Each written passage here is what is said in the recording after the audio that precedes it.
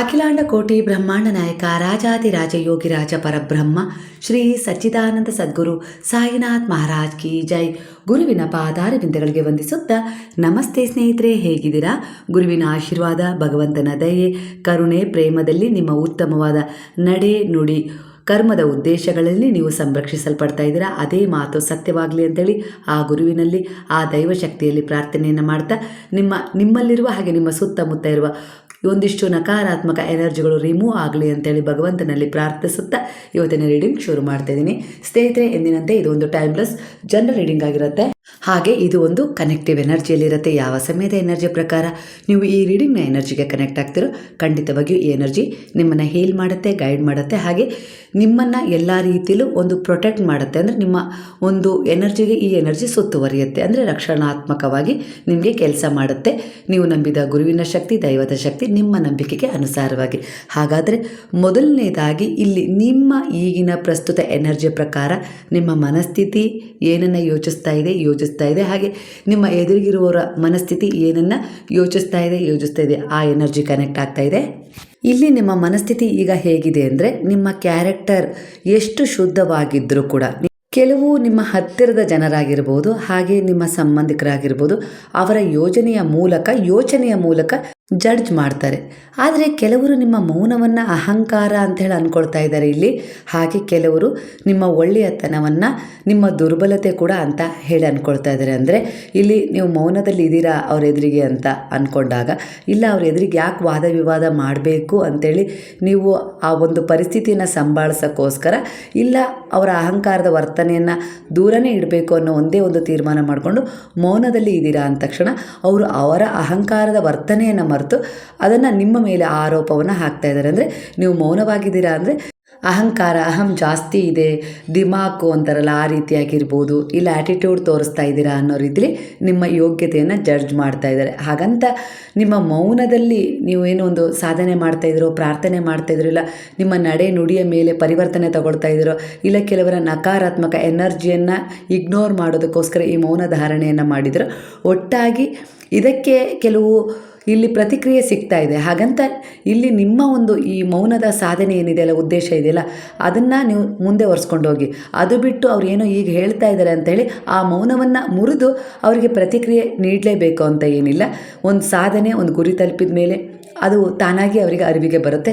ಸ್ವಲ್ಪ ಸಮಯ ಬೇಕಾಗುತ್ತೆ. ಹಾಗಾಗಿ ಅದನ್ನು ಹೀಗೆ ನೀವು ತೋರಿಸೋ ಅವಶ್ಯಕತೆ ಇಲ್ಲ, ಅದನ್ನು ಸಮಯದ ಉತ್ತರದ ಮೂಲಕ ಕೊಡುತ್ತೆ ಅನ್ನೋ ರೀತಿಯಲ್ಲಿ ಇಲ್ಲಿ ನಿಮಗೆ ಗುರುವಿನ ಒಂದು ಬ್ಲೆಸ್ಸಿಂಗ್ ಸಿಗ್ತಾ ಇದೆ ಈ ಸಮಯದಲ್ಲಿ.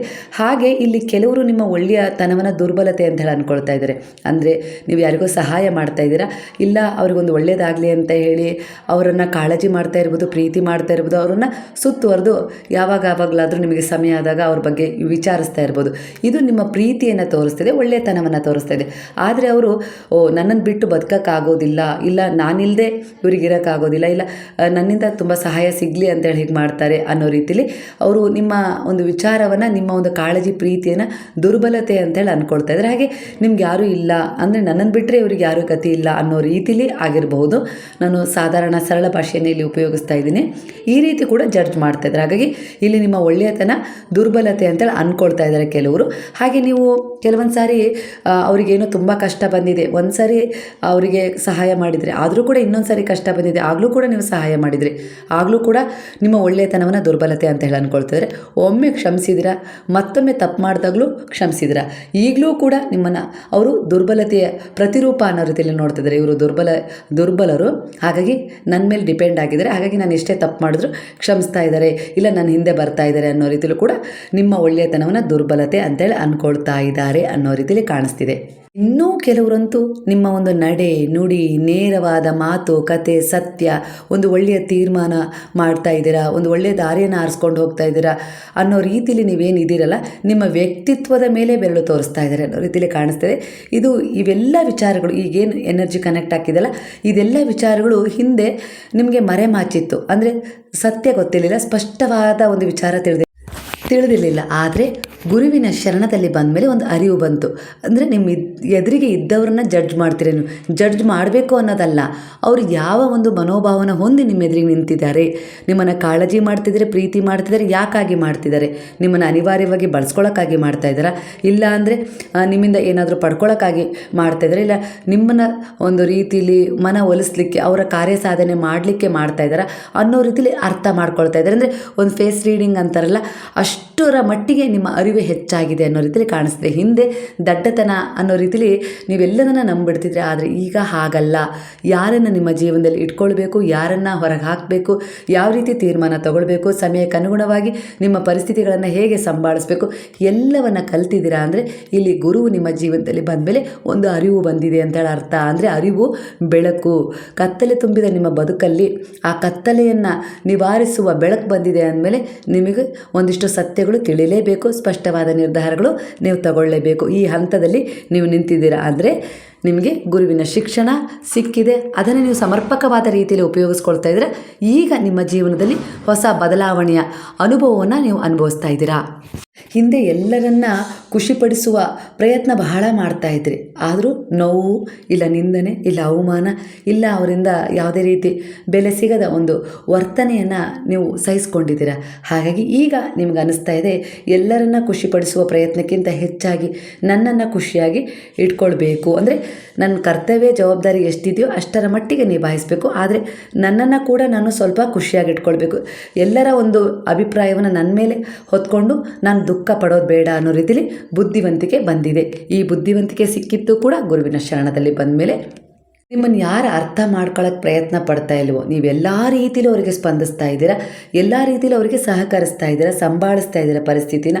ಆದರೂ ಕೂಡ ಅವರು ನಿಮ್ಮ ಜೊತೆ ಏನೋ ಒಂದು ರೀತಿಲಿ ವ್ಯತಿರಿಕ್ತ ಒಂದು ವರ್ತನೆ ಮಾಡ್ತಾ ಇದ್ದೀರಾ ಅಂತ ಹೇಳಿ ನಿಮಗೆ ಅನ್ನಿಸ್ತು. ಈಗ ನೀವು ಯಾವ ರೀತಿ ಬದಲಾಗಿದ್ದೀರಾ ಅಂದರೆ, ಆ ವ್ಯಕ್ತಿಗಾಗಿರ್ಬೋದು, ಒಂದು ವಿಚಾರವನ್ನು ಹಿಡಿದು ಯಾರಿಗೆ ಒಪ್ಪಿಸ್ಬೇಕು ಅಂತ ಹೋಗ್ತಾ ಇದ್ರು, ಆ ವಿಚಾರ ಎಷ್ಟೇ ಹೇಳಿದರೂ ಅದು ಅವರಿಗೆ ಕಡಿಮೆನೇ ಅನ್ನಿಸ್ತಾ ಇದೆ ಅನ್ನೋ ರೀತಿಲಿ ನಿಮಗೆ ಅನ್ನಿಸ್ತಾ ಇದೆ. ಅಂದರೆ ನನ್ನ ಪ್ರಯತ್ನ ಸರಿಯಾಗೇ ಇದೆ, ನನ್ನಲ್ಲಿ 100% ಕೊಡ್ತಾ ಇದ್ದೀನಿ, ಆದರೂ ಕೂಡ ಅದರಲ್ಲಿ ಅವ್ರು ಏನೋ ಒಂದು ರೀತಿಯಲ್ಲಿ ಕಡಿಮೆ ಹುಡುಕ್ತಾ ಇದ್ದಾರೆ. ಅಂದರೆ ಅವರ ವ್ಯಕ್ತಿತ್ವದಲ್ಲೇ ಏನೋ, ಅಂದರೆ ಅವರಲ್ಲೇ ಏನೋ ಕೊರತೆ ಇದೆ, ಇದು ನನ್ನ ಕೊರತೆ ಅಲ್ಲ ಅನ್ನೋ ರೀತಿಲಿ ಅರಿವು ಮೂಡಿಸ್ಕೊಂಡು ಈಗ ಹೊಸ ಹೆಜ್ಜೆಯ ಜೊತೆಗೆ ಹೊಸ ತಿರುವನ್ನು ತಗೊಳ್ತಾ ಇದ್ದಾರೆ. ಆತ್ಮವಿಶ್ವಾಸ ತುಂಬ ಹೆಚ್ಚಾಗಿದೆ. ಹಿಂದೆ ತುಂಬ ಅಳ್ತಿದ್ರಿ, ಕುಗ್ಗಿದ್ರಿ, ಎಲ್ಲೋ ಒಂದು ರೀತಿಲಿ ಇಷ್ಟೇ ನನ್ನ ಜೀವನ ಅಂತೇಳಿ ಒಪ್ಕೊಂಡ್ಬಿಟ್ಟಿದ್ರಿ. ಆದರೆ ಈಗ ಹಾಗಲ್ಲ. ಗುರುವಿನ ಶರಣದಲ್ಲಿ ಬಂದ ಮೇಲೆ ನಿಮ್ಮ ಜೀವನದಲ್ಲಿ ಹೊಸ ಅಧ್ಯಾಯ ಪ್ರಾರಂಭವಾಗಿದೆ. ಗುರುವಿನ ಜೊತೆ ನಿಮ್ಮ ಒಂದು ಅಧ್ಯಾಯವನ್ನು ಪ್ರಾರಂಭ ಮಾಡಿ ಅವರ ಕೈ ಹಿಡಿದು ನಡೀತಾ ಇದ್ದೀರಾ. ಹಾಗಾಗಿ ನಿಮ್ಮ ಜೀವನದಲ್ಲಿ ಮುಂದಿನ ದಿನಗಳು ಉತ್ತಮವಾಗಿ ಇಲ್ಲಿ ಕಾಣ್ತಾ ಇದ್ದಾವೆ. ನಿಮ್ಮ ವ್ಯಕ್ತಿತ್ವ ಬದಲಾಗಿದೆ, ನಿಮ್ಮ ವ್ಯಕ್ತಿತ್ವ ಚೆನ್ನಾಗಿದೆ, ಅದರ ಬಗ್ಗೆ ನಿಮಗೆ ಪೂರ್ಣ ನಂಬಿಕೆ ಇದೆ, ಅದರ ಬೆಲೆಯನ್ನು ನೀವು ತಿಳ್ಕೊಂಡಿದ್ದೀರಾ. ಹಾಗಾಗಿ ಬೇರೆ ವ್ಯಕ್ತಿಗಳ ಒಂದು ಅರ್ಥ, ಅಂದರೆ ನಿಮ್ಮ ಬಗ್ಗೆ ಏನು ಅನರ್ಥವಾದ ಒಂದು ಆಲೋಚನೆ ಮಾಡ್ತಿದ್ದಾರಲ್ಲ, ಅವರ ಮೈಂಡ್ ಸೆಟ್ನ ಕನ್ನಡಿ ಅವರೇ ಆಗಿದ್ದಾರೆ ಅನ್ನೋ ರೀತಿಯಲ್ಲಿ ಕಾಣಿಸ್ತಾ ಇದೆ. ಇಲ್ಲಿ ನಿಮ್ಮ ಮೈಂಡ್ ಸೆಟ್ ಬೇರೆ, ಅವರ ಮೈಂಡ್ ಸೆಟ್ ಬೇರೆ, ಆದರೂ ಕೂಡ ಒಂದು ಸಂಬಂಧದಲ್ಲಿ ಇರ್ತೀರಾ. ಅಂದರೆ ಇಲ್ಲಿ ನೀವು ಅವರನ್ನು ಬದಲಾಯಿಸೋಕ್ಕೆ ಇಲ್ಲ ಸಂಭಾಳಿಸೋಕ್ಕೆ ತುಂಬ ಪ್ರಯತ್ನ ಪಟ್ಟಿದ್ದೀರಾ, ನಿಮ್ಮಿಂದ ಎಷ್ಟು ಸಾಧ್ಯ ಆಗುತ್ತೋ ಅಷ್ಟು. ಆದರೆ ಅವರ ವ್ಯಂಗ್ಯ ನೋಟ ಆಗಿರ್ಬೋದು, ಅದು ಹೇಗೆ ಅಂದರೆ ಒಂದು ಕನ್ನಡಿಯಾಗಿರುತ್ತೆ ಹೊರತು ಅವರಿಗೆ ನಿಮ್ಮ ವ್ಯಕ್ತಿತ್ವ ಅಂದರೆ ನಿಮ್ಮ ಚಾರಿತ್ರ್ಯ ಆಗಿರೋದಿಲ್ಲ. ನೆನ್ಪಿಡಿ ಅನ್ನೋ ರೀತಿಯಲ್ಲಿ ಇಲ್ಲಿ ಗುರು ಹೇಳ್ತಿದ್ದಾರೆ. ಈ ಜಗತ್ತು ಅದರ ದೃಷ್ಟಿಯಲ್ಲಿ ನಿಮ್ಮನ್ನು ನೋಡ್ತಾ ಇದೆ, ಇಲ್ಲ ಅಂತಲ್ಲ. ಅದು ಸಂಬಂಧ, ವ್ಯಕ್ತಿ, ಇಲ್ಲ ಯಾವ ಜಾಗದಲ್ಲಿ ಪರಿಸ್ಥಿತಿಯಲ್ಲಿ ಇದ್ದೀರೋ ಅದು ಅದರದ್ದೇ ರೀತಿಯಲ್ಲಿ ಅದರ ದೃಷ್ಟಿಯಲ್ಲಿ ನಿಮ್ಮನ್ನು ನೋಡ್ತಾ ಇದೆ. ಆದರೆ ಒಂದು ದಿನ ನಿಮ್ಮ ಕರ್ಮನೇ ನಿಮ್ಮ ಅಸಲಿ ಗುರುತು ಆಗಿರುತ್ತೆ. ಅಂದರೆ ಇಲ್ಲಿ ಯಾವುದೇ ದೃಷ್ಟಿಯಲ್ಲಿ ನೋಡಿದರೂ ಕೂಡ ನಿಮ್ಮ ಕರ್ಮ ಇರುತ್ತಲ್ಲ, ಅದು ಸರಿಯಾದ ನ್ಯಾಯವನ್ನು ನಿಮಗೆ ಒದಗಿಸ್ಕೊಡುತ್ತೆ. ಯಾಕಂದರೆ ನೀವು ಮಾಡ್ತಾ ಇರುವ ಕರ್ಮವೇ ಭಗವಂತನಿಗೆ ಪ್ರೀತಿಯಾಗೋದು. ಅದು ಕೆಟ್ಟದೇ ಮಾಡಿ ಒಳ್ಳೆಯದೇ ಮಾಡಿ ನಿಮಗೆ ಅದರ ಪ್ರತಿಫಲ ಸಿಗುತ್ತೆ. ಹಾಗಾಗಿ ಇಲ್ಲಿ ನಿಮ್ಮ ಈಗಿನ ವ್ಯಕ್ತಿತ್ವಕ್ಕೆ ಅನುಸಾರವಾಗಿ ಬಾಬಾ ಯಾವ ರೀತಿ ಮೆಸೇಜ್ ಕೊಡ್ತಾ ಇದ್ದಾರೆ ಅಂದರೆ, ನಿಮ್ಮ ಈಗಿನ ಕರ್ಮ ನಿಮ್ಮ ಅಸಲಿ ಗುರುತಾಗತ್ತೆ. ಒಂದು ದಿನ ಅದು ಈಗಲೂ ಕೂಡ ಆಗ್ತಾ ಇದೆ. ಅದರ ಬದಲಾವಣೆಯ ಅನುಸಾರವಾಗಿ ನಿಮ್ಮ ಜೀವನದಲ್ಲಿ ಒಂದಿಷ್ಟು ಗೌರವ, ಒಂದಿಷ್ಟು ಪ್ರಗತಿಯತ್ತ ನೀವು ಹೆಜ್ಜೆ ಇಡ್ತಾ ಇದ್ದೀರಾ. ಹಾಗಾಗಿ ಇಲ್ಲಿ ಜಗತ್ತು ಅದರ ದೃಷ್ಟಿಯಲ್ಲಿ ನೋಡ್ತಾನೆ ಇರುತ್ತೆ. ಹಾಗಂತ ಅದರ ದೃಷ್ಟಿಯಲ್ಲಿ ನೀವು ಪ್ರತಿ ಕ್ಷಣನೂ ನಿಮ್ಮ ವ್ಯಕ್ತಿತ್ವವನ್ನು ಬದಲಾಯಿಸ್ಕೊಳ್ಳೋಕ್ಕಾಗೋದಿಲ್ಲ. ಯಾಕಂದರೆ ನಿಮ್ಮ ವ್ಯಕ್ತಿತ್ವ ಈಗಾಗಲೇ ಶುದ್ಧವಾಗಿದೆ ಅಂದಮೇಲೆ ಜನರ ದೃಷ್ಟಿಕೋನಕ್ಕನುಸಾರವಾಗಿ ನೀವು ಬದಲಾವಣೆ ಆಗೋದು ಬೇಡ. ನೀವು ಹೇಗಿದ್ದೀರೋ ಹಾಗೇ ಇರಿ, ಸರಿಯಾದ ದಾರಿಯಲ್ಲಿದ್ದೀರಾ, ಉತ್ತಮವಾದ ಕರ್ಮದ ಉದ್ದೇಶಗಳ ಜೊತೆ ನೀವು ಸಾಗ್ತಾ ಇದ್ದೀರಾ ಅಂದರೆ ಒಂದು ದಿನ ಆ ಕರ್ಮ ಸಮಯದ ಅನುಸಾರವಾಗಿ ನಿಮ್ಮನ್ನು ಗುರುತಿಸುತ್ತೆ, ಬೆಳಕಿಗೆ ತರುತ್ತೆ. ನಿಮ್ಗೇನು ಸಿಗಬೇಕೋ ಅದು ಸಮಯಕ್ಕೆ ಅನುಗುಣವಾಗಿ ಕೊಡುತ್ತೆ. ಯಾಕಂದರೆ ನಿಮ್ಮ ಕರ್ಮಗಳಿಗೆ ಫಲ ಕೊಡುವವರು ಭಗವಂತ ಆಗಿದ್ದಾರಲ್ವ, ಜನ ಅಲ್ಲ. ಹಾಗಾಗಿ ಅವ್ರ ಬಗ್ಗೆ ನೀವು ಯಾವುದೇ ಕಾರಣಕ್ಕೂ ಭಯ ಪಡುವ ಅವಶ್ಯಕತೆ ಇಲ್ಲ. ಯಾಕಂದರೆ ನೀವು ಯಾವಾಗ ಅವ್ರು ಹಾಗಂತಾರೆ ಹೀಗಂತಾರೆ ಅನ್ನೋ ರೀತಿಯಲ್ಲಿ ದುರ್ಬಲತೆಗೆ ಜಾರು ಬಿಡ್ತೀರೋ ನೀವು ಅಲ್ಲೇ ನಿಂತು ಬಿಡ್ತೀರ, ಮುಂದೆ ಹೋಗೋಕ್ಕಾಗೋದಿಲ್ಲ. ಹಾಗಾಗಿ ಬಾಬಾ ಹೇಳ್ತಾ ಇದ್ದಾರೆ, ನಿನ್ನ ಉದ್ದೇಶ ಸರಿ ಇದೆ, ನನಗೆ ತಿಳಿದಿದೆ. ಹಾಗಾಗಿ ನಾನು ನಿನ್ನ ಜೊತೆಗಾಗಿದ್ದೀನಲ್ವ, ನಾನು ನಿನ್ನ ಜೊತೆ ಇದ್ದೀನಿ. ನೀನು ನನ್ನ ಶರಣದಲ್ಲಿ ಬಂದಿದ್ದೀಯಾ ಅಂದರೆ ನಿನ್ನಲ್ಲಿ ಒಂದು ದಯೆ, ಕರುಣೆ, ಪ್ರೇಮ, ಮನುಷ್ಯತ್ವ, ಮಾನವೀಯತೆಯ ಗುಣಗಳಿದ್ದಾವೆ. ಹಾಗಾಗಿಯೇ ಅಂದರೆ ನನ್ನಲ್ಲಿರುವ ಗುಣಗಳು ನಿನ್ನಲ್ಲಿದ್ದಾವೆ ಅಂದಮೇಲೆ ನಾನು ನಿನ್ನನ್ನು ಗುರುತಿಸಿ ನನ್ನ ಶರಣದಲ್ಲಿ ಕರ್ಕೊಂಡು ಬಂದು ನಿನಗೆ ತಿಳಿದೇನೋ ಮಾಡಿರುವ ಒಂದಿಷ್ಟು ತಪ್ಪುಗಳಿದು, ಪ್ರಾರಬ್ಧ ಕರ್ಮಗಳು, ಅವುಗಳನ್ನು ನಾನು ಕಳೆದುಕೊಳ್ಳಲು ನಿನಗೆ ಮಾರ್ಗದರ್ಶನ ನೀಡ್ತಾ ಇದ್ದೀನಿ, ರಕ್ಷಣೆಯಾಗಿ ನಿಂತಿದ್ದೀನಿ, ಜೊತೆಗಾರನಾಗಿ ನಿಂತಿದ್ದೀನಿ ನಿನಗೆ ಸಹಾಯ ಮಾಡಲಿಕ್ಕೆ ಅನ್ನೋ ರೀತಿಲಿ ಬಾಬಾ ಹೇಳ್ತಿದ್ದಾರೆ. ನಂತರ ನಿನ್ನ ವಿರುದ್ಧ ಯಾರೆಲ್ಲ ಸಂಚು ಮಾಡ್ತಿದಾರಲ್ಲ ಅವರ ಭಾರವನ್ನು ನಾನು ನೋಡ್ಕೊಳ್ತೀನಿ, ಅದರ ಭಾರವನ್ನು ಕೂಡ ನಾನೇ ಭರಿಸ್ತೀನಿ. ಈಗ ಸದ್ಯಕ್ಕೆ ನಾನು ನಿನ್ನೊಳಗಿನಿಂದಲೇ ಕಾರ್ಯನಿರ್ವಹಿಸುತ್ತಾ ನಿನ್ನಲ್ಲಿರುವ ಒಂದಿಷ್ಟು ದೋಷಗಳನ್ನು ಪರಿವರ್ತನೆ ಮಾಡ್ಕೊಳ್ಳೋಕ್ಕೆ ನಿನ್ನಿಂದ ಒಂದಿಷ್ಟು ಉತ್ತಮವಾದ ಕಾರ್ಯಗಳನ್ನು, ಯೋಚನೆಗಳನ್ನು ಮಾಡಿಸ್ತಿದ್ದೀನಿ. ನಂತರ ನಿನ್ನ ಸುತ್ತುವರೆದ ಒಂದಿಷ್ಟು ನಕಾರಾತ್ಮಕ ಎನರ್ಜಿಯ ಜನರಾಗಿರ್ಬೋದು, ಒಂದಿಷ್ಟು ಕೆಟ್ಟ ಅವರ ಒಂದು ಅಸೂಯೆಯ ಗುಣಗಳನ್ನು ನಿನ್ನ ಮೇಲೆ ವ್ಯಕ್ತಪಡಿಸಿ ನಿಮ್ಮನ್ನು ಹಾಳು ಮಾಡಬೇಕು ಅಂತೇಳಿ ಯಾರೆಲ್ಲ ಒಂದು ಪ್ರಯತ್ನ ಪಡ್ತಿದಾರಲ್ಲ ಅವರ ಮೇಲೆ ನನ್ನ ದೃಷ್ಟಿ ಬೀಳುತ್ತೆ. ಖಂಡಿತ ನನ್ನ ದೃಷ್ಟಿ ನಿನ್ನ ಮೇಲೆ ಇದೆ ಅಂದರೆ ಅವರ ದೃಷ್ಟಿ ನಿನ್ನ ಮೇಲೆ ಯಾವುದೇ ಕಾರಣಕ್ಕೂ ಬೀಳೋದಿಲ್ಲ. ನನ್ನ ದೃಷ್ಟಿ ನಿನ್ನ ಮೇಲಿಂದ ಸರಿದು ನಿನ್ನನ್ನು ಸಂಪೂರ್ಣವಾಗಿ ಸರಿಪಡಿಸಿ ನಿನ್ನ ಪ್ರಾರಬ್ಧ ಕರ್ಮಗಳನ್ನು ಕಳ್ಕೊಳ್ಳೋಕ್ಕೆ ದಾರಿ ಮಾಡಿ, ಹಾಗೆ ನಿನ್ನಿಂದ ಯಾವುದು ಸಾಧ್ಯ ಆಗೋದಿಲ್ವೋ ಬಾಬಾ, ನನ್ನಿಂದ ನಾನು ಎಷ್ಟು ಸಂಭಾಳಿಸ್ಬೇಕೋ ಸಂಭಾಳಿಸಿದ್ದೀನಿ, ನನ್ನಿಂದ ಆಗದೇ ಇರೋದನ್ನು ನಿಮ್ಮ ಪಾದಗಳಲ್ಲಿ ಶರಣಾಗಿಸಿದ್ದೀನಿ ಅಂತ ನೀವೇನು ಸಮರ್ಪಣೆ ಮಾಡಿದಿರಲ್ಲ ಪ್ರಾರ್ಥನೆಯ ಮೂಲಕ, ಅದನ್ನು ನಾನು ಧ್ವನಿಯಲ್ಲಿ ಹಾಕಿ ಸುಟ್ಟು ನಂತರ ನನ್ನ ದೃಷ್ಟಿಯನ್ನು ನಿನ್ನ ಶತ್ರುಗಳ ಮೇಲೆ, ಯಾರು ನಿನಗೆ ಕೆಡುಕನ್ನು ಬಯಸ್ತಾ ಇದ್ದಾರೋ, ಯಾರು ನಿನ್ನನ್ನು ವಂಚಿಸಬೇಕು ಅಂತೇಳಿ ಬಯಸ್ತಾ ಇದ್ದಾರೋ, ಹಾಗೆಲ್ಲಿರಲು ನಿನ್ನನ್ನು ಯಾವುದೋ ರೀತಿಲಿ ಒಂದು ಸಂಚಿಗೆ ಒಳಪಡಿಸ್ಬೇಕು, ನಿನ್ನ ಒಂದು ಏಳಿಗೆಯನ್ನು ತಡಿಬೇಕು ಅನ್ನೋ ರೀತಿಲಿ, ಇಲ್ಲ ನಿಮ್ಗೆ ತೊಂದರೆ ಕೊಡಬೇಕು, ಅದು ಯಾವುದೋ ಕೆಲಸ ಜಾಗದಲ್ಲಾಗಿರ್ಬೋದು, ಇನ್ಯಾವುದೋ ರೀತಿಲಿ ಸಂಬಂಧಗಳಲ್ಲೇ ಆಗಿರ್ಬೋದು, ನಿನಗೆ ಅತಿಯಾದ ತೊಂದರೆ ಕೊಡಬೇಕು ಅಂತೇಳಿ ಬಯಸ್ತಾ ಇದ್ದಾರೆ. ಯಾಕಂದರೆ ಅದೊಂದು ನಡೀತಾ ಇದೆ ಇಲ್ಲಿ ಈಗಿನ ಎನರ್ಜಿಯ ಪ್ರಕಾರ, ಬಯಸ್ತಾ ಇದ್ದಾರೆ. ಅವರ ಕಡೆ ನನ್ನ ಗಮನ ಶುರುವಾಗುತ್ತೆ. ಮೊದಲು ನಿನ್ನನ್ನು ಎಲ್ಲ ರೀತಿಯಲ್ಲಿ ಸರಿಪಡಿಸಿ ನಿನ್ನನ್ನು ಒಂದು ದಾರಿಯತ್ತ ಹೋಗುವ ಹಾಗೆ ಮಾಡಿ, ನಂತರ ನಿನ್ನ ಸುತ್ತ ಯಾರೆಲ್ಲ ಒಂದಿಷ್ಟು ಕೆಟ್ಟ ಪರಿಣಾಮವನ್ನು ನಿನ್ನ ಮೇಲೆ ಬೀರ್ತಾ ಇದ್ದಾರಲ್ಲ ಅವರ ಒಂದು ಮೇಲೆ ನನ್ನ ದೃಷ್ಟಿ ಹೋಗುತ್ತೆ, ನಂತರ ಅದು ಕ್ಲೀನಿಂಗ್ ಆಗತ್ತೆ ಅನ್ನೋ ರೀತಿಯಲ್ಲಿ ಬಾಬಾ ಹೇಳ್ತಿದ್ದಾರೆ. ಅಲ್ಲಿಗೆ ನೀವು ನಂಬಿದ ಗುರುವು ದೈವಶಕ್ತಿ ನಿಮ್ಮ ಸುತ್ತುವರೆದಿದೆ ಅನ್ನೋದಂತೂ ಸತ್ಯವಾದ ವಿಚಾರ ಇಲ್ಲಿ. ಹಾಗಾಗಿ ಕೆಲವೊಂದು ಸಮಸ್ಯೆಗಳು ಎದುರಾಗತ್ತೆ, ಇಲ್ಲ ಅಂತಲ್ಲ, ಪ್ರಾರಬ್ಧ ಕರ್ಮಕ್ಕನುಸಾರವಾಗಿ. ಆದರೆ ಅವುಗಳನ್ನು ಕಳ್ಕೊಳ್ಳೋಕ್ಕೆ ಆಗದೆ ಒದ್ದಾಡ್ತೀರಾ. ಆದರೆ ಇಲ್ಲಿ ನೀವು ದೇವರನ್ನು ಪೂಜಿಸ್ತಾ ಇದ್ದೀರಾ, ಗುರುವಿನ ಆರಾಧನೆಯನ್ನು ಮಾಡ್ತಾಯಿದ್ದೀರಾ, ನಾಮಸ್ಮರಣೆಯನ್ನು ಮಾಡ್ತಾಯಿದ್ದೀರಾ, ಆದರೂ ಕೂಡ ನನ್ನ ಸಮಸ್ಯೆಗೆ ಪರಿಹಾರ ಸಿಕ್ಕಿಲ್ಲ ಅಂತೇಳಿ ದೂರೋದು ಬೇಡ. ಯಾಕಂದರೆ ನೀವು ಪುಣ್ಯ ಮಾಡಿದ್ದೀರಾ. ಯಾಕಂದ್ರೆ ಇಂತಹ ಸಮಸ್ಯೆ ಸುಳಿಗೆ ಸಿಕ್ಕರೂ ಕೂಡ ನೀವು ಸರಿಯಾದ ದಾರಿಯಲ್ಲಿ ಬಂದು ಗುರುವಿನ ಶರಣದಲ್ಲಿ ಬಿದ್ದಿದ್ದೀರಾ ಅಂದರೆ ಅರ್ಥ ಮಾಡ್ಕೊಳ್ಳಿ, ಆ ಕರ್ಮಗಳು, ಆ ಒಂದು ದುಃಖ ಸಮಸ್ಯೆಗಳು ನಿವಾರಣೆ ಆದವು ಅಂತಲೇ. ಅಲ್ಲಿಗೆ ನೀವು ಸಂತೋಷದ ಒಂದು ಪವಿತ್ರವಾದ ಆತ್ಮ ಅನ್ನೋ ರೀತಿಯಲ್ಲಿ ಕಾಣಿಸ್ತಾ ಇದೆ. ಅದಕ್ಕೋಸ್ಕರನೇ ಮತ್ತು ಅಷ್ಟೆಲ್ಲ ಸಮಸ್ಯೆಗಳು ಇದ್ದೂ ಕೂಡ ನೀವು ಅಡ್ಡ ದಾರಿಗೆ ಹೋಗಲಿಲ್ಲ ಮತ್ತು ಸರಿಯಾದ ದಾರಿಯಲ್ಲೇ ಇದ್ದೀರಾ. ಇದು ನಿಮ್ಮ ಒಂದು ಪ್ರಾರಬ್ಧ ಪುಣ್ಯ, ಹಾಗೆ ನಿಮ್ಮ ಪೂರ್ವಜರ ಒಂದು ಆಶೀರ್ವಾದದ ಬಲ. ಅವರು ಮಾಡಿದ ಯಾವುದೋ ಒಂದು ಪುಣ್ಯದ ಸೇವೆ ನಿಮ್ಮನ್ನು ಈ ಸಮಯದಲ್ಲಿ ಒಂದು ಒಳ್ಳೆಯ ದಾರಿಯಲ್ಲಿ ತೆಗೆದುಕೊಂಡು ಹೋಗಿ ಒಂದು ಆಧ್ಯಾತ್ಮಿಕ ಪ್ರಯಾಣದಲ್ಲಿ ತಂದು ನಿಲ್ಲಿಸಿ ನಿಮ್ಮನ್ನು ನೀವು ಹೀಲ್ ಮಾಡ್ಕೊಳ್ಳೋ ಅಷ್ಟು ಸಮರ್ಥರನ್ನಾಗಿಸಿದೆ. ಇಲ್ಲಿ ನಿಮ್ಮ ನೋವು ನಿಮ್ಮನ್ನು ಬಿಟ್ಟರೆ ಯಾರಿಗೂ ಕೂಡ ಅರ್ಥ ಆಗ್ತಾ ಇಲ್ಲ. ಕೆಲವರೇ ಒಂದು ಪ್ರಸ್ತುತ ಎನರ್ಜಿಗೆ ಕನೆಕ್ಟ್ ಆಗ್ತದೆ ಈ ಮಾತು. ಇಲ್ಲಿ ಜನರು, ಸಂಬಂಧಗಳು ನಿಮ್ಮ ಮುಖದಲ್ಲಿರುವ ನಗು ಮಾತ್ರ ನೋಡ್ತಾ ಇದ್ದಾರೆ, ಆದರೆ ನಿಮ್ಮೊಳಗೆ ನಡೀತಾ ಇರುವ ಒಂದು ಹೋರಾಟ ಯಾರಿಗೂ ಕೂಡ ನೋಡೋಕ್ಕಾಗ್ತಾನೂ ಇಲ್ಲ, ಅದು ಅವ್ರು ಕೇಳಿಸ್ಕೊಳ್ಳೋ ಪ್ರಯತ್ನವೂ ಮಾಡ್ತಾ ಇಲ್ಲ. ಕೆಲವು ಬಾರಿ ನೀವು ನಿಮ್ಮವರನ್ನು, ಸಂಬಂಧಗಳಲ್ಲಾಗಿರ್ಬೋದು, ಮಕ್ಕಳನ್ನಾಗಿರ್ಬೋದು ಖುಷಿಯಾಗಿ ಇಡ್ತಾ ನೀವು ಒಳಗಿನಿಂದಲೇ ಕುಗ್ಗು ಹೋಗ್ತಾ ಇದ್ದೀರಾ. ಅದನ್ನು ಯಾರೂ ಕೂಡ ಗಮನಿಸ್ತಾನೂ ಇಲ್ಲ. ಹೊರಗೆ ನಾನು ಚೆನ್ನಾಗಿದ್ದೀನಿ ಅಂತ ಹೇಳ್ತಾ ಇದ್ದೀರಾ, ಆದರೆ ನೀವು ಇಲ್ಲಿ ಸತ್ಯವಾಗಿಯೂ ಚೆನ್ನಾಗಿಲ್ಲ ಅಂತಲೇ ಕಾಣಿಸ್ತಿದೆ. ಯಾಕಂದರೆ ಕೆಲವು ನೋವುಗಳು ಹೇಗೆ ಇರ್ತವೆ ಅಂದರೆ ಅವುಗಳನ್ನು ಅನುಭವಿಸ್ತಾ ಇದ್ದೀರಾ, ಆದರೆ ಯಾರ ಹತ್ರನೂ ಹೇಳೋಕ್ಕಾಗ್ತಾ ಇಲ್ಲ. ಆ ರೀತಿಯ ಅನುಭವಗಳಾಗಿರ್ತವೆ. ಇದೇ ಸತ್ಯ ಅನ್ನೋ ರೀತಿಯಲ್ಲಿ ಕಾಣಿಸ್ತಿದೆ. ನಿಮ್ಮ ಕಣ್ಣೀರಿಗೆ ಕಾರಣ ನಿಮಗಿಂತ ಹೆಚ್ಚಾಗಿ ಯಾರು ತಿಳಿಯಲು ಸಾಧ್ಯ ಹೇಳಿ ಅಲ್ವಾ? ನೀವೇ ನಿಮ್ಮ ಕಣ್ಣೀರಿನ ನಿಜವಾದ ಅರ್ಥವನ್ನು ಅರ್ಥ ಮಾಡ್ಕೊಂಡಿದ್ದೀರಾ. ಇದಕ್ಕೆ ಪರಿಹಾರ ಏನು ಅಂತ ಹೇಳಿ ನಿಮ್ಮ ಎನರ್ಜಿ ಈಗ ಕನೆಕ್ಟ್ ಆಗ್ತಾ ಇದೆ. ಆದರೆ ಇಲ್ಲಿ ಗುರು ಹೇಳ್ತಾ ಇದ್ದಾರೆ, ಹಾಗೆ ನೀವು ನಂಬಿದ ದೈವಶಕ್ತಿಯೂ ಹೇಳ್ತಾ ಇದೆ, ನಿಮಗೆ ನೀವೊಂದು ಪ್ರಾಮಿಸ್ ಮಾಡ್ಕೊಳ್ಳಿ. ಯಾರು ಏನೇ ಹೇಳಿ ನನ್ನ ಜೊತೆ ನಾನು ಇರ್ತೀನಿ, ನನ್ನ ಜೊತೆ ನಾನು ತಪ್ಪಾಗಿ ನಡ್ಕೊಳ್ಳಲ್ಲ ಅನ್ನೋ ರೀತಿಲಿ. ಯಾಕಂದರೆ ಕೆಲವೊಂದು ಸಾರಿ ನೀವು ಇನ್ನೊಬ್ಬರನ್ನು ಖುಷಿಪಡಿಸೋ ನಿಟ್ಟಿನಲ್ಲಿ ನಿಮ್ಮನ್ನು ನೀವು ದುರ್ಬಲತೆಗೆ ಜಾರಿಸ್ತೀರ, ನಿಮ್ಮ ಆತ್ಮಸಾಕ್ಷಿಯನ್ನು ಕೊಂದುಕೊಳ್ತೀರ, ನಿಮ್ಮ ದೇಹದ ಒಂದು ಏನು ಆರೋಗ್ಯ ಆಗಿರ್ಬೋದು, ಇಲ್ಲ ಅದರ ಒಂದು ಸಂರಕ್ಷಣೆ ಆಗಿರ್ಬೋದು, ಅದರ ಸುಖ ದುಃಖಗಳನ್ನು ನೋಡೋದನ್ನು ಮರ್ತು ಬಿಡ್ತೀರಾ. ಅದನ್ನು ಮಾಡೋದು ಬೇಡ. ಮೊದಲು ನಿಮಗೂ ಕೂಡ ಪ್ರಾಮುಖ್ಯತೆ ಕೊಡೋದನ್ನು ಕಲ್ತ್ಕೊಳ್ಳಿ.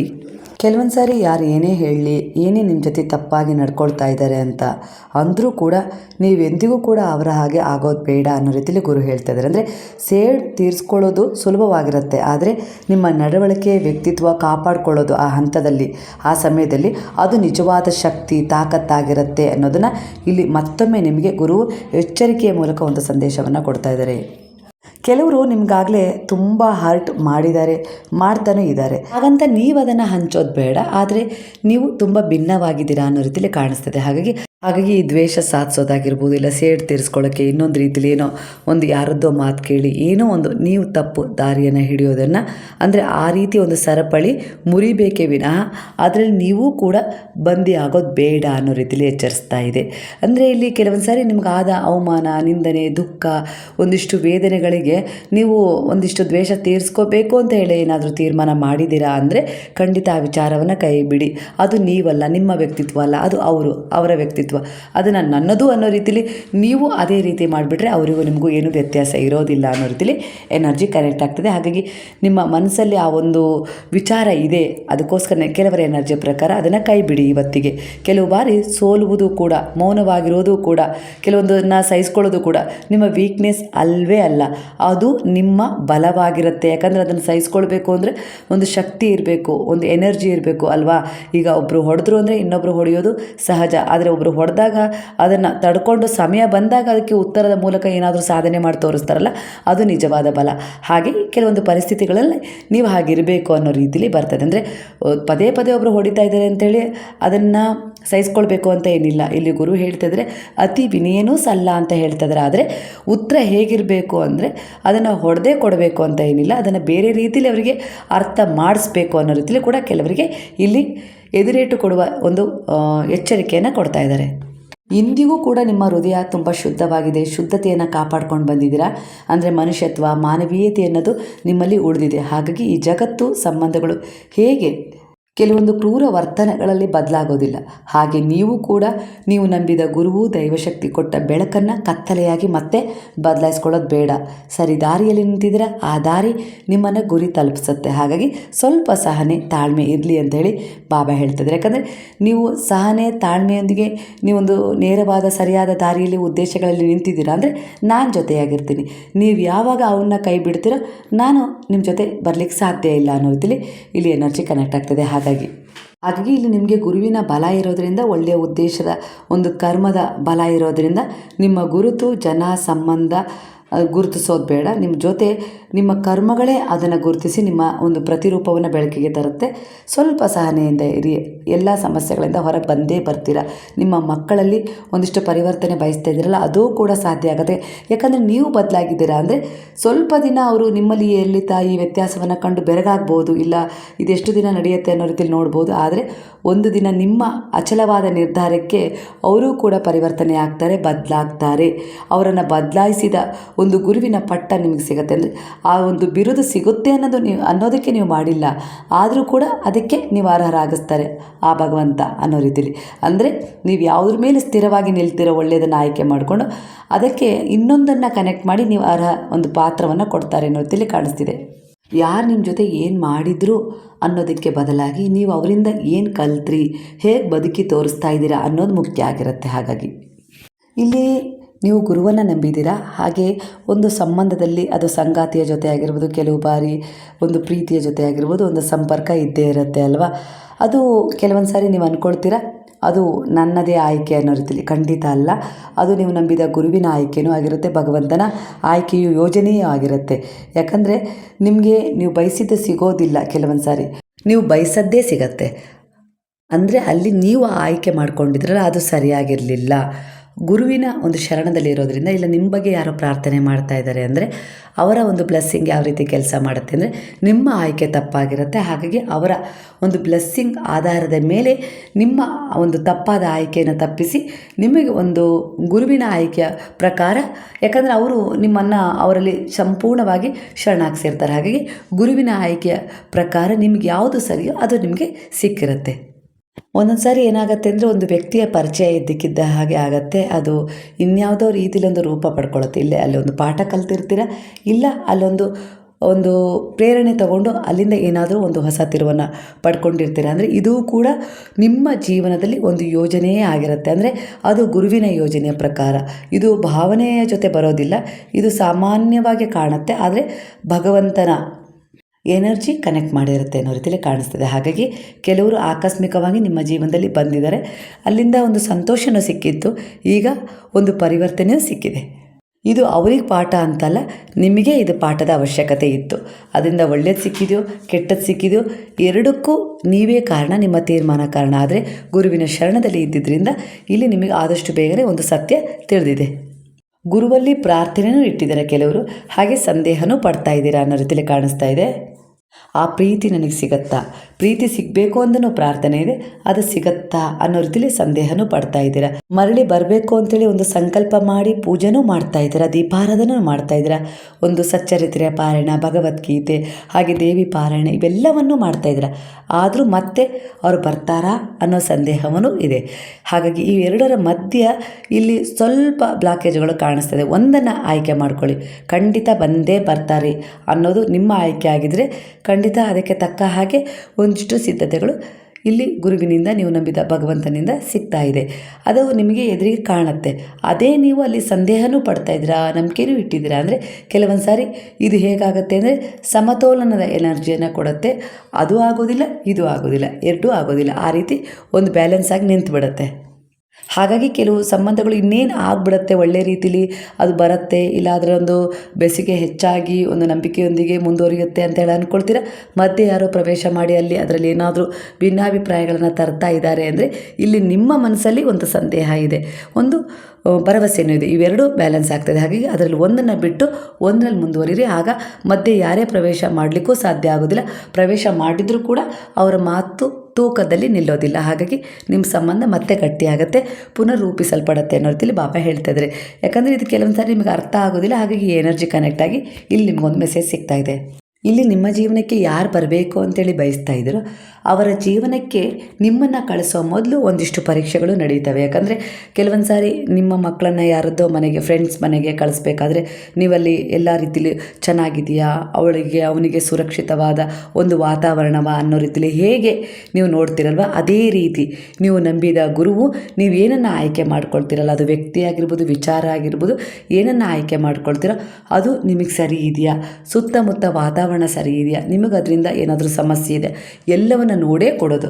ಹಾಗಾಗಿ ಅವರ ಶರಣದಲ್ಲಿ ಅದನ್ನು ನೀವು ಸಮರ್ಪಣೆ ಮಾಡಿದಾಗ ಕೆಲವೊಂದ್ಸರಿ ಏರಿಳಿತ ಆಗುತ್ತೆ. ಆದರೆ ಖಂಡಿತ ಅವರು ನಿರಾಕರಣೆ ಮಾಡೋದಿಲ್ಲ, ಸ್ವಲ್ಪ ಸಮಯ ಅಂತೂ ತಗೊಳ್ತಾರೆ. ಅಂದರೆ ನಿಮ್ಮನ್ನು ಯಾವುದೋ ಒಂದು ಸಂಬಂಧದಲ್ಲಿ ಕಳಿಸುವ ಮುನ್ನ, ಇಲ್ಲ ಯಾವುದೋ ಒಂದು ದೇಶಕ್ಕೆ ನೀವು ಓದೋಕ್ಕೆ ಹೋಗ್ತಾಯಿದ್ರೋ, ಇಲ್ಲ ಯಾವುದೋ ಒಂದು ಕೆಲಸಕ್ಕೆ ಹೋಗ್ತಾಯಿದ್ರೋ, ನಿಮ್ಮನ್ನು ಕಳಿಸುವ ಮುನ್ನ ನಿಮ್ಮ ಎನರ್ಜಿಯನ್ನು ಪರಿಷ್ಕಾರದ ಒಂದು ವಿಚಾರಕ್ಕೆ ತರ್ತಾರೆ. ಪ್ರತಿಯೊಂದು ಸಂಬಂಧ, ಉದ್ದೇಶ ಹಾಗೂ ಒಟ್ಟಾರೆ ಒಂದು ಡೆಸ್ಟಿನಿಯ ಬಗ್ಗೆ ಒಂದು ಸುಳಿವನ್ನು ನಿಮಗೆ ಕೊಡ್ತಾ ಹೋಗ್ತಾರೆ. ಅದರ ಆಧಾರದ ಮೇಲೆ ನೀವು ಕೆಲವು ತೀರ್ಮಾನಗಳನ್ನು ತಗೊಳ್ತೀರಾ. ಯಾಕಂದರೆ ನಿಮ್ಮ ಬುದ್ಧಿಯಲ್ಲಿ ಅವರು ಸಚೇತರಾಗಿರ್ತಾರೆ, ನಿಮ್ಮ ಅಂತರಾತ್ಮದಲ್ಲಿ ಅವರು ಸಚೇತರಾಗಿರ್ತಾರೆ. ಹಾಗಾಗಿ ಸರಿಯಾದದ್ದನ್ನೇ ಆಯ್ಕೆ ಮಾಡ್ಕೊಳ್ಬೇಕು ಅಂದರೆ ನಿಮ್ಗೆ ಅನಿಸುತ್ತೆ ಅನ್ನೋ ರೀತಿಲಿ ಇಲ್ಲಿ ಕಾಣಿಸ್ತಾ ಇದೆ ಎನರ್ಜಿ. ಹಾಗಾಗಿ ನೀವು ಕೆಲವೊಂದು ಸಾರಿ ತಪ್ಪಾದ ವ್ಯಕ್ತಿ ಜೊತೆ ಕನೆಕ್ಟ್ ಆದರೂ, ತಪ್ಪಾದ ದಾರಿಯಲ್ಲಿ ಹೋಗ್ತಾ ಇದ್ರೂ ಕೂಡ ಕೆಲವೊಂದು ಸಾರಿ ಅದು ಅರ್ಥ ಆಗಿ ಬೇಗನೆ ಅದರಿಂದ ಹಿಂದೆ ಸರಿದು ಅದನ್ನು ಇಗ್ನೋರ್ ಮಾಡಿ ಮತ್ತೆ ಸರಿಯ ದಾರಿಯನ್ನು ಆಯ್ಕೆ ಮಾಡ್ಕೊಳ್ತೀರ.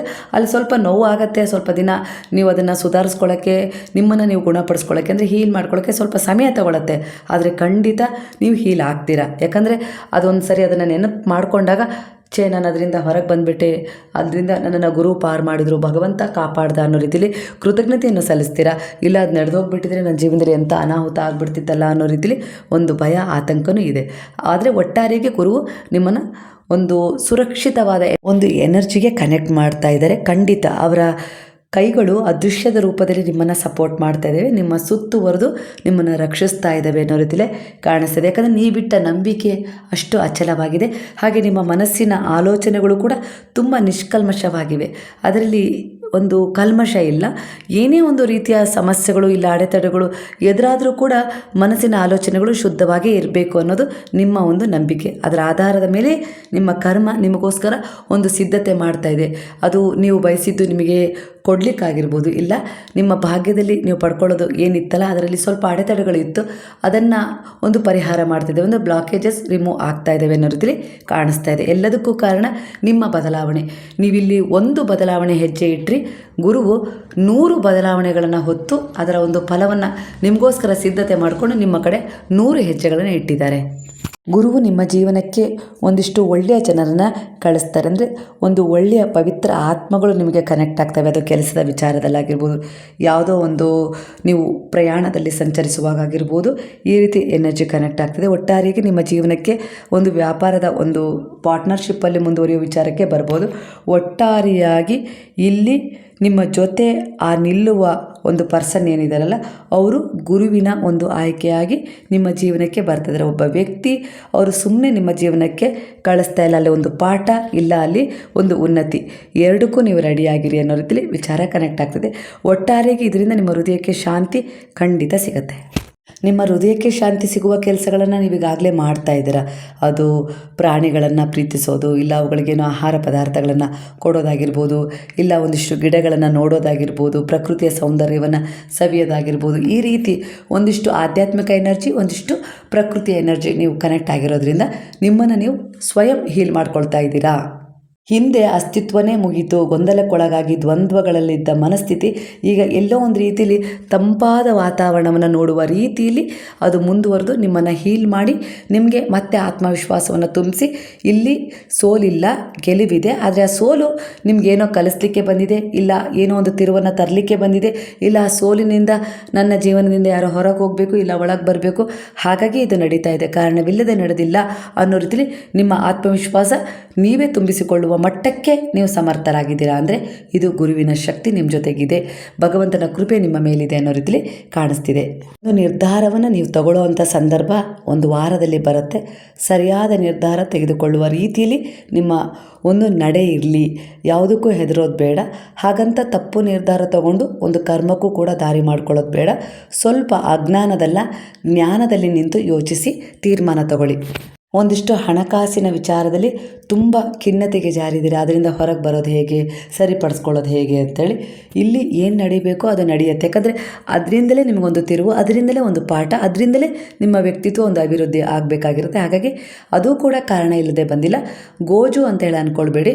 ಅದರಲ್ಲಿ ಏನೋ ಒಂದು ನಿಗೂಢತೆ ಅರ್ಥ ಮಾಡ್ಕೊಳ್ಳೋವಂಥ ಸಮಯ ಬಂದಿದೆ. ಹಾಗಾಗಿ ಸ್ವಲ್ಪ ನಿಮ್ಮನ್ನು ಸಂಭಾಳಿಸಿ, ಪರಿಸ್ಥಿತಿಗಳನ್ನು ಸಂಭಾಳಿಸಿ, ಕೋಪವನ್ನು ನೀವು ಮಾಡ್ಕೊಳ್ಳೋದು ಬೇಡ ಅನ್ನೋ ರೀತಿಯಲ್ಲಿ ಬರ್ತದೆ.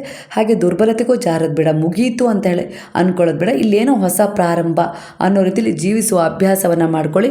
ಆಗ ಖಂಡಿತ ಈ ಬ್ರಹ್ಮಾಂಡದ ಎನರ್ಜಿ ನೀವು ಕೃತಜ್ಞತೆಯ ಫೀಲ್ ಮಾಡ್ತಾ ಇದ್ದೀರಾ ಅಂತ ಹೇಳಿ ಅದು ಕೂಡ ನಿಮಗೆ ಗ್ರ್ಯಾಟಿಟ್ಯೂಡ್ ಎನರ್ಜಿಯನ್ನು ಕಳಿಸುತ್ತೆ. ಇದರಿಂದ ನಿಮ್ಮ ಜೀವನದಲ್ಲಿ ಒಂದಿಷ್ಟು ಗೊಂದಲ ಏನಿದೆ, ದ್ವಂದ್ವ ಏನಿದೆ, ಅವು ನಿರಾಳವಾಗ್ತವೆ. ಆಗ ನಿಮಗೆ ಮನಸ್ಸಿಗೆ ಶಾಂತಿ ಬರುತ್ತೆ. ಓ ಇಷ್ಟಾದರೆ ಸಾಕು ಅನ್ನೋ ರೀತಿಯಲ್ಲಿ, ನಾನು ತುಂಬ ಗೊಂದಲ ಮಾಡ್ಕೊಂಡು ಬಿಟ್ಟಿದ್ದೆ, ಎಲ್ಲ ಸರಿ ಆಯಿತು, ಈ ರೀತಿ ಸಹಾಯ ಸಿಗುತ್ತೆ ಅಂತೇಳಿ ನಾನು ಅಂದ್ಕೊಂಡೇ ಇರಲಿಲ್ಲ ಅನ್ನೋ ರೀತಿಯಲ್ಲಿ ನಿಮ್ಮ ಜೀವನಕ್ಕೆ ಒಂದು ಸಹಾಯ ಒದಗಿ ಬರುತ್ತೆ. ಹಾಗಾಗಿ ಇಲ್ಲಿ ನೀವು ಚಿಂತೆ ಮಾಡಿದ ತಕ್ಷಣ, ಇಲ್ಲ ಕೋಪ ಮಾಡ್ಕೊಂಡ ತಕ್ಷಣ ಸಮಸ್ಯೆಗಳು, ಇಲ್ಲ ಕೆಲವೊಂದಿಷ್ಟು ಸಂಬಂಧಗಳು ಸರಿ ಆಗೋದಿಲ್ಲ, ಪರಿಸ್ಥಿತಿಗಳು ಕೂಡ ಸರಿ ಆಗೋದಿಲ್ಲ. ಅವುಗಳನ್ನು ನಿಭಾಯಿಸೋಕ್ಕಾಗಲಿಲ್ಲ ಅಂದಾಗ ಸ್ವಲ್ಪ ಮೌನಕ್ಕೆ ಜಾರಿ ಗುರುವಿಗೆ ಅದನ್ನು ಸಮರ್ಪಣೆ ಮಾಡಿ. ಖಂಡಿತ ಸಮಯ, ಸಂದರ್ಭ ಎಲ್ಲವೂ ಕೂಡ ಒಂದು ರೀತಿಯಲ್ಲಿ ಬದಲಾಗುತ್ತೆ.